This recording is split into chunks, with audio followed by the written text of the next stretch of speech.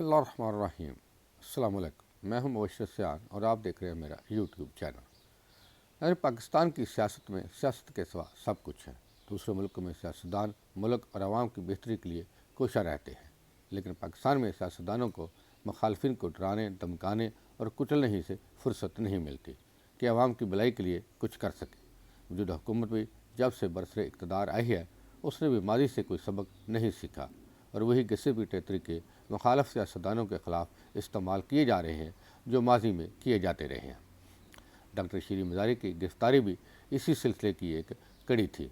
ताहम भरपूर अवामी दबाव और अदालत की तरफ से बरवक्त कार्रवाई के बाद हुकूमत को इन्हें रहा करना पड़ा, जबकि अदालत ने इस मामले की जुडिशल इंक्वायरी का भी हुक्म दे दिया है ताकि जो कसूरवार हैं उनको सज़ा मिल सके। शीरी मज़ारी को जिस मुकदमे में गिरफ़्तार किया गया, ये भी हमारे सिस्टम में एक मजाक से कम नहीं। ये मुकदमा इंतकाल एराज़ी का था और ये उस वक़्त दर्ज हुआ जब उनकी उम्र सिर्फ 6 साल थी। 1972 में तकरीबन 50 साल कबल दर्ज होने वाले यह मुकदमा अभी तक हल तलब है। क्या ये हमारे अदारों की कारकर्दगी पर सवालिया निशान नहीं है? बिल्कुल है। इसकी बुनियादी वजह यह है कि हमारे अदारे कानून के मुताबिक कार्रवाई करने की बजाय हमेशा शख्सियात के ताबे रहे हैं, जिसकी वजह से उनकी कारकर्दगी कभी भी बेहतर नहीं रही। जबकि मौजूदा हुकूमत जिस तरह अदारों को अपने मुखालफिन के लिए इस्तेमाल करती है और कर रही है, इसकी मिसाल हमारी सियासी तारीख में कम ही मिलती है। इसकी तरीन मिसाल आज पंजाब असम्बली के अजलास को सबूताश करने की कोशिश भी है, जिस सिलसिले में पंजाब असम्बली के अजलास को मुंतशिर करने के लिए पुलिस ने रात गए DG पार्लिमानी अमूर राय मुमताज़ को गिरफ़्तार कर लिया, जबकि तर्जुमान पंजाब असम्बली के मुताबिक पुलिस ने सेक्रेटरी असम्बली मोहम्मद खान भट्टी और सेक्रेटरी कोऑर्डिनेशन अनायतुल्लाह के घर पर भी छापा मारा। ताहम दोनों अफसरान चूँकि घर पर मौजूद नहीं थे, इसलिए वो गिरफ़्तार ना किए जा सके। दूसरी तरफ डॉक्टर शीरी मज़ारी ने नवाज शरीफ की मेडिकल रिपोर्ट्स देखकर रोना आ गया था और इमरान खान ने नवाज शरीफ को बाहर जाने की इजाज़त दी थी। होना तो ये था कि मरियम नवाज़ इस गिरफ़्तारी की मजम्मत करती, ताहम उन्होंने बजाय इसके कि उसकी मजम्मत कर जो खुद ज़मानत पर रहा है, उन्होंने शीरी मज़ारी की गिरफ़्तारी का दफ़ा किया, जिस पर अफसोस ही किया जा सकता है। हुकूमत अभी तक इस सदमे से संभल नहीं पाई थी कि राना सनाउल्लाह ने कल इमरान खान की गिरफ़्तारी के ख्वाहिश का भी इजहार कर दिया। उनका दावा था कि अगर उनको गिरफ़्तारी की इजाज़त मिल जाए तो 3 दिन में उनकी सियासत ख़त्म कर दें। ये वही राना सनाउल्लाह हैं जो खुद ज़मानत पर हैं, जबकि शिकवा ये भी करते हैं कि हमारे हाथ पांव बांध दिए गए हैं। इनसे बंदा पूछे, अगर आपके हाथ पांव बांध दिए गए हैं तो आप फिर हुकूमत में क्या करने बैठे हैं?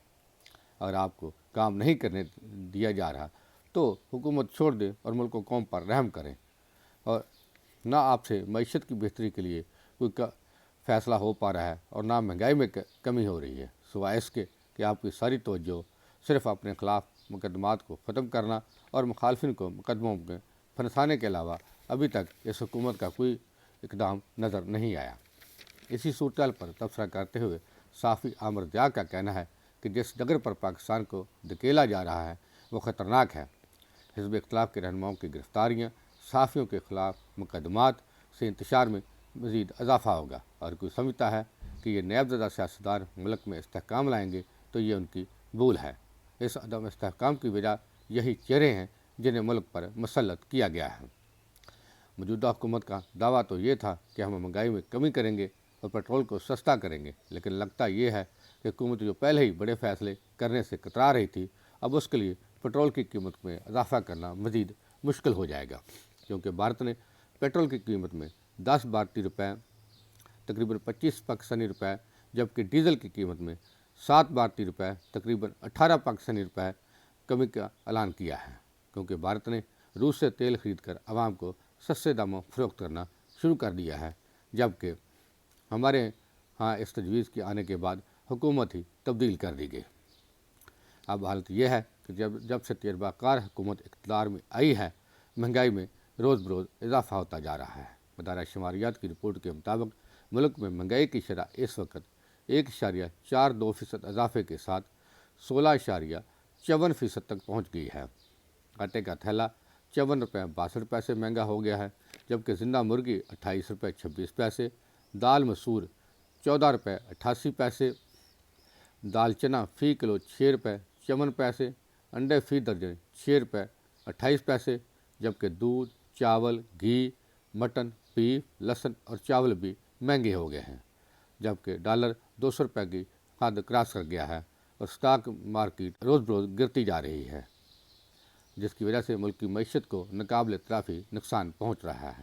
ہمارے خیال میں اس ساری سیاسی صورتحال کو کے استحکام بخشنے کے لیے کا واحد طریقہ نئے الیکشن کا انعقاد ہے، جو بھی جتنی بھی جلدی ہو اس کو ممکن بنایا جا سکے، تاکہ جو بھی سیاسی جماعت عوام کے ووٹوں سے منتخب ہو کر آئے وہ ملک میں سیاسی استحکام لائے اور معیشت کا حالت کو بہتر بنائی جا سکے۔ آج کے لیے اتنا ہی، اپنی دعا میں یاد رکھیے گا۔ اللہ حافظ۔